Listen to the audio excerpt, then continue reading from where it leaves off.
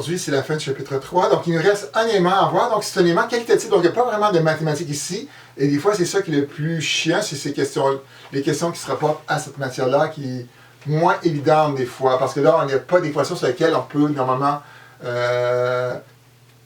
développer. Donc, c'est plus, OK, est-ce que je connais les propriétés? Donc, on va aujourd'hui voir les propriétés des conducteurs en équilibre. Donc, qu'est-ce qu'il faut se souvenir d'abord dans un conducteur?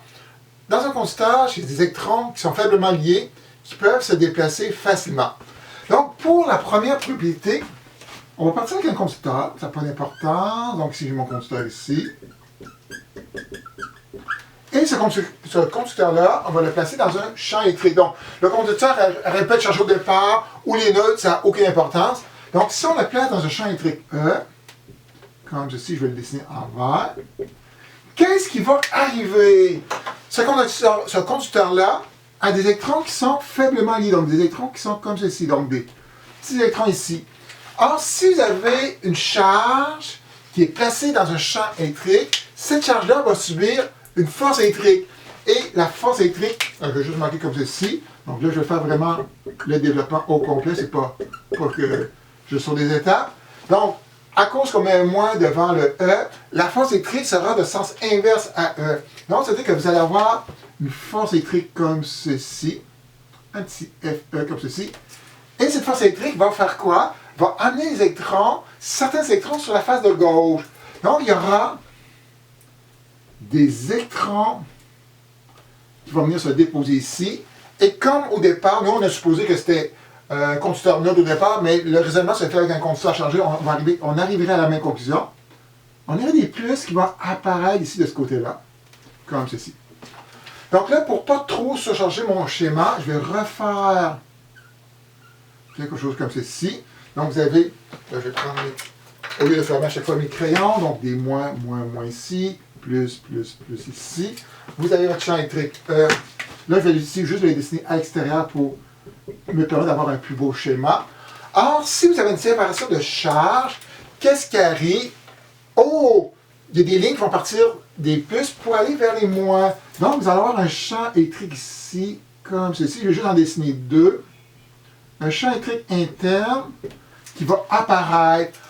Si maintenant, on continue de regarder le petit électron qui est dans le métal, donc qu'est-ce qu'il va subir ici comme force? Ah, il va subir une force du champ électrique extérieur. Donc, ça, on va appeler ça E extérieur ici pour faire la différence entre les deux. Donc, il y aura une force électrique comme ceci, qui vient donc, une force qui vient du champ extérieur. Donc, on va appeler ça F extérieur ici. On va mettre ma petite flèche ici. Et là, on a un champ électrique qui apparaît. Donc, au départ, quand il y a peu de charge, donc comme le champ électrique est vers la gauche, la force qui va agir sera vers la droite. Donc, une force, on va appeler ça intérieur pour le champ électrique interne. Donc, au départ, le champ électrique interne est très faible. Donc, si ça est plus grand que ça, les électrons vont continuer de se déplacer du côté gauche. Des électrons de plus vont apparaître ici, des plus vont apparaître ici. Le champ électrique va devenir un peu plus grand. Oh, s'il devient un peu plus grand, cette flèche-là, la force va aussi devenir plus grande. Oh, il y aura encore des électrons qui vont se déplacer ici. Et à un certain moment, les deux champs électriques seront égaux. Donc, le champ électrique qui est vers la droite sera égal au champ électrique qui sera vers la gauche. Et à ce moment-là, on aura une situation d'équilibre. Donc, il n'y aura pas il n'y aura plus de mouvement de charge dans ce cas-là. Et qu'est-ce qu'on va constater? On va constater ceci. Donc, on va avoir un côté gauche négatif, un côté droit positif. À l'intérieur, il y aura deux champs. Donc, il y aura le champ extérieur qui a traversé le métal, plus le champ interne. Mais à l'équilibre, le champ électrique sera 0. Donc, ceci est la première caractéristique d'un métal. Donc, la première, à l'intérieur d'un conducteur. Là, j'en ai tout marqué ici comme ça. Bon, conducteur. Ah, je vais y aller comme ça. Donc, vous voyez, peut-être, ça va être plus beau. Donc, à l'intérieur d'un conducteur en équilibre, le champ électrique sera toujours nul. Peu importe la situation. Donc ici, on a mis un champ extérieur. S'il n'y a pas de champ extérieur, ça serait déjà 0. Si l'objet était chargé au départ, ça ne change rien. À l'équilibre, le champ électrique à l'intérieur d'un conducteur sera toujours 0. On va passer à la deuxième caractéristique qui est aussi très importante. Elle, après, se dissout d'une autre façon, donc on va y aller de façon rigoureuse. Donc, j'ai un conducteur chargé. Je veux savoir de quelle façon va se distribuer la charge sur le conducteur chargé. Donc, on va y aller de façon mathématique, et après ça, je vais aller d'une façon qualitative. Donc, ça, on appliquait le théorème de gaz qui dit que l'intégrale de E.dA est égale à Q intérieur sur epsilon 0 et que j'ai tracé ici, à l'intérieur, une surface fermée. Donc, une surface, donc ça n'a pas d'importance. Donc, ça serait ma surface de gaz que je trace. Surface de gaz ici. Or, je sais que pour la première propriété, c'est que je sais qu'à l'intérieur, le champ électrique doit toujours être nul. Donc, on est à l'intérieur du conducteur. Donc, c'est-à-dire que le E doit être égal à 0 ici. Donc, si le E est égal à 0, si on met 0 de ce côté-là dans l'intégrale, tout ça va donner 0. Donc, on donne que Q intérieur sur epsilon 0 est égal à 0. Donc, ça implique que Q intérieur est égal à 0. Donc, ici, je pourrais agrandir ma surface pour être n'importe où dans la sphère de gaz, mais je sais que mon conducteur est chargé. Donc, s'il est chargé et que le champ doit être nul intérieur, qu'est-ce que ça implique? Le seul endroit où les charges peuvent se retrouver, ça sera sur la surface extérieure. Donc, si la charge excédentaire se retrouve sur la surface extérieure, ça me permet d'avoir mon champ électrique nul à l'intérieur ici. Donc ici, deuxième propriété, un conducteur chargé, la charge excédentaire, l'important c'est le mot excédentaire, se retrouve sur la surface extérieure du conducteur. Donc ici, on pourrait y aller d'une autre façon qui est vraiment plus qualitative. Donc on sait que dans un conducteur, les charges peuvent bouger facilement. Donc ici, juste pour que ce soit un petit peu facile à concevoir, donc on sait que c'est des électrons qui bougent, donc je vais aller avec des moins. Donc si j'ai des moins dans mon conducteur, donc supposons qu'il y avait des moins qui pouvaient être à l'intérieur. Qu'est-ce qui arrive ici? Les moins vont se repousser les uns des autres. Et normalement, ils essaient de se positionner pour que la force soit la plus faible entre chaque électron ici. Donc la manière de avoir la force la plus faible, c'est de s'éloigner le plus possible les uns des autres. Et la façon de s'éloigner le plus possible les uns des autres, c'est de se retrouver sur la paroi externe. Donc, ce serait une autre façon de voir la situation, c'est regarder vraiment l'interaction qui devrait être l'interaction minimale pour ce système-là. Abordons la prochaine propriété. Donc, la prochaine propriété, c'est relié au champ électrique qu'on trouve tout près de la surface d'un conducteur.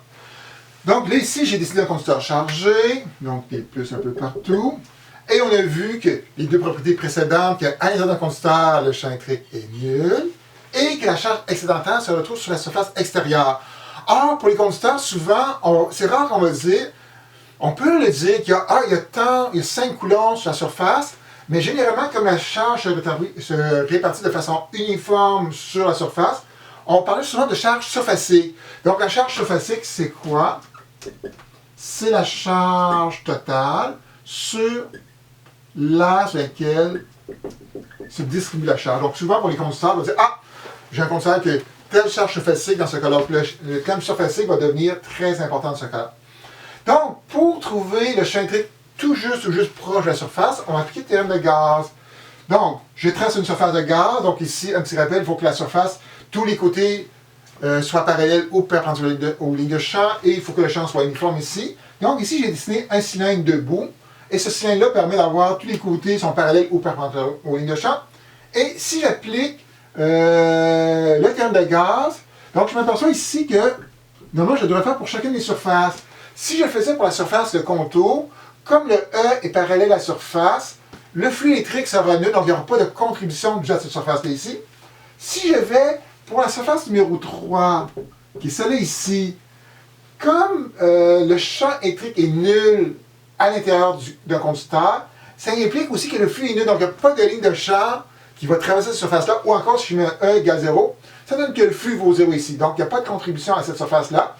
La seule surface pour laquelle il y a une contribution, c'est la surface du haut. Donc si on développait ceci, qu'est-ce qu'on aurait? Donc on aurait le champ à ce niveau-là, que je pourrais appeler le champ 1 ou le champ E, juste garder ça général ici, fois l'aire de la surface 1 ici, fois l'angle ici, donc ici, le vecteur des arcs que je vais dessiner comme ceci, donc il est vers l'extérieur, perpendiculaire à la surface, donc il est parallèle au champ E, donc ça donne cos de 0 ici qui va donner A, c'est égal à Q qui est à l'intérieur sur epsilon 0. Or, on peut remplacer Q en fonction de la charge surfacique ici, donc d'après cette relation-là, Q devenait sigma fois l'air ici, et si on remplace ça à l'intérieur, ça donne que le champ électrique sera égal, ici je vais aller un petit peu plus lentement, sera égal à sigma A sur epsilon 0. Donc ici on voit que les A se simplifient, et on arrive à ceci, que le champ électrique, tout proche d'un conducteur, donc ici j'ai fait une boîte, mais peu importe la forme, que ce soit une sphère, une surface bombée, le champ électrique sera toujours donné par très très proche de la surface, par la densité de surface, la densité surfacique, divisée par epsilon 0. Donc ça, c'est le module. Et pour l'orientation, le champ électrique sera toujours perpendiculaire à la surface. Et pourquoi il doit être perpendiculaire à la surface? Donc, si on imaginait un champ électrique comme ceci en diagonale, qu'est-ce que ça veut dire de façon concrète? C'est-à-dire qu'ici, on pourrait décomposer notre champ comme une partie perpendiculaire, perpendiculaire ici, et une partie parallèle, et ne pas oublier on regarde les conducteurs en équilibre. Donc, si on a un côté parallèle, qu'est-ce que ça veut dire? Ça veut dire qu'il y aura une force qui va agir dans ce sens-là, et ça veut dire que les charges ici, qui sont sur ce côté-là, vont se mettre à monter ou à descendre. Et on est dans une situation d'équilibre, donc normalement, tout devrait être au repos dans ce cas-là. Donc ici, avoir un côté parallèle ici, ça implique que le conducteur ne serait pas en équilibre. Donc ici, les charges bougeraient jusqu'à temps que le E parallèle disparaîtrait pour atteindre la situation d'équilibre ici dans ce cas-là. Donc la seule possibilité pour un conducteur, pour qu'il soit en équilibre, il faut que le champ électrique qu'il crée soit toujours perpendiculaire à la surface et un module de sigma sur epsilon 0. Donc, il nous reste deux caractéristiques, donc je vais pas se mal à faire dans la même lignée. Donc, les deux sont reliés à la même chose. Donc, dans un métal, il pourrait arriver qu'on ait un trou. Qu'est-ce qui arrive quand on a un trou dans un métal? Donc, ici, j'ai mon métal que j'ai mis un conducteur chargé pour être le plus général possible. J'ai un trou ici qui est en bas, donc je vais enlever le mot trou ici. Qu'est-ce qui va arriver à cet endroit-là? Donc, si on trace une surface de gaz autour du trou, donc ça n'a pas besoin.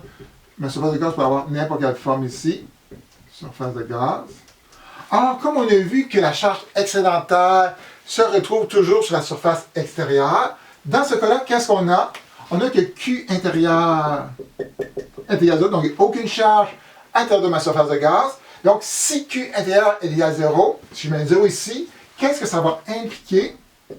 Ça implique que le champ électrique est aussi 0. Donc, si on est à l'intérieur d'une cavité dans un métal qui est en équilibre, le champ électrique sera nul. Dans cette question, on était un petit bonhomme ici. On ne subirait aucun effet du champ électrique extérieur. Donc, vous pourrez même avoir un champ électrique extérieur. Le champ électrique à l'intérieur d'une cavité sera toujours nul. Et ceci, c'est un nom particulier. Ça s'appelle une cage de Faraday. Donc, une cage de Faraday, normalement, c'est un système métallique dans lequel on peut déposer à l'intérieur des composantes ou d'autres choses. Donc, souvent, si vous ouvrez un ordinateur, il y a des fois des ordinateurs qui sont enrobés d'une paroi métallique. Et le but de la paroi métallique, c'est de protéger l'élément qui est à l'intérieur contre les charges excédentaires. Donc, on sait, les charges excédentaires vont se retrouver sur la surface extérieure. Donc, il n'y aura pas de perturbation à l'intérieur ou de les protéger contre les champs électriques. Donc, le plus bel exemple de cage de Faraday, c'est une auto. Donc, une auto, c'est théoriquement un conducteur, donc malgré qu'il y a de plus en plus de plastique.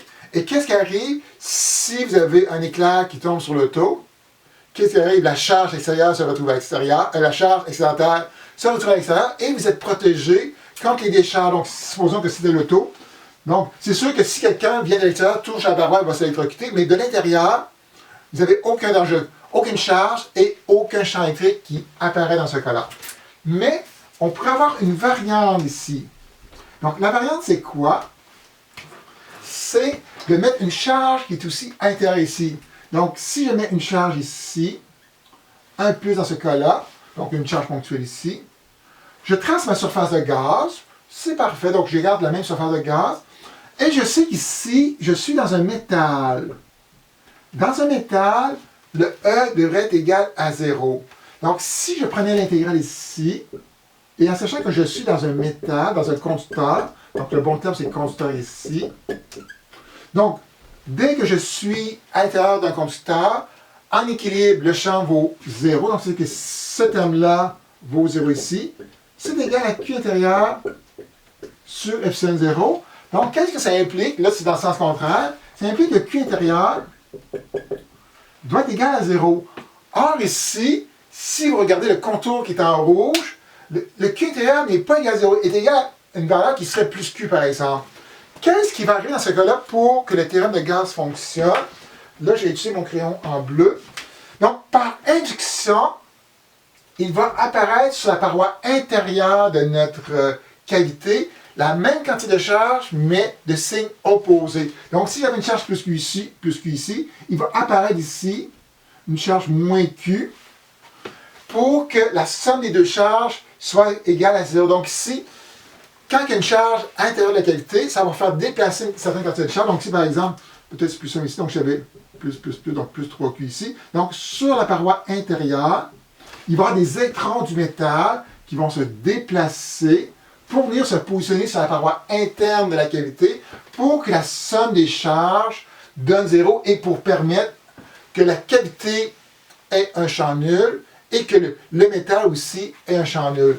Donc ici, il y a un effet d'induction quand on retrouve une charge à l'intérieur d'un trou. Donc ici, comment on peut dire? Donc si on a une charge à l'intérieur d'une cavité, sur la paroi interne de la cavité, on va retrouver la même quantité de charge, mais de signe opposé.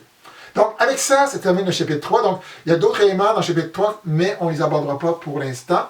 Donc on se dit yo! Et à la prochaine capsule.